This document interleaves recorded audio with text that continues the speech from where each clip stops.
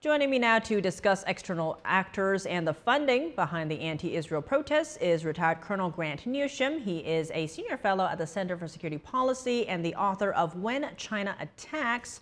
Grant, thanks so much for joining us. Good to see you again. Now, House lawmakers last week sent a letter to the IRS calling on the agency to investigate U.S.-based nonprofit groups with financial links to China.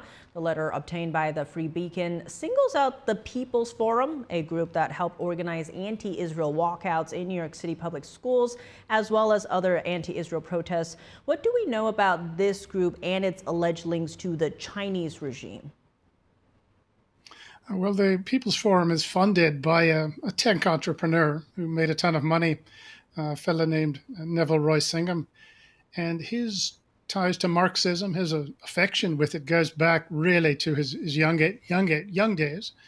And he spends a lot of time in Shanghai, has close ties with at least some propaganda news outlets of the PRC. He's got a close connection with Code Pink via his wife. And Code Pink has put on events saying that nothing bad is happening to the Uyghurs, no genocide. China's done absolutely nothing wrong. And you have this sort of background, this sort of connection. And he has, I believe, expressed his own admiration for Maoism. So he personally has some pretty deep ties emotionally, and ideologically, and physically with the People's Republic of China. So that gives you some idea of what's going on there. Well, looking beyond the People's Forum, what do we know about CCP-linked funding to groups that oppose Israel and America and promotes Marxist causes?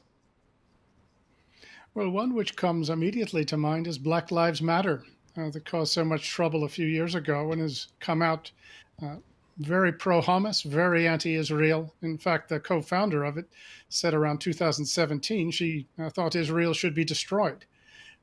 What you will find with BLM, if you look at where their funding has come from, the board of directors, assistant chairman of the board of directors of one of the foundations that provides fiscal and financial support, has ties to the PRC, to the Chinese Communist Party, going back to the late 60s, early 70s. That gives you a pretty good sort of prima facie case. And there's been other people who've pointed out the connections between BLM and the Chinese Communist Party as well. But by definition, any front group or organization that takes the Chinese line, they are anti-America. Even if they haven't spoken out about the Gaza war, the China-U.S. Exchange Foundation is one good example of that, Hong Kong-based, funded by the PRC. And they have put a lot of money into U.S. think tanks, universities. Even the George H.W. Bush Foundation reportedly got $5 million. They put on the Sanya event in China, where they invite retired U.S. military officers, senior ones, for a few days of fun in the sun and being influenced by the PRC. So the Chinese are active. This is one of their three warfares. It's public opinion warfare, partly psychological warfare as well.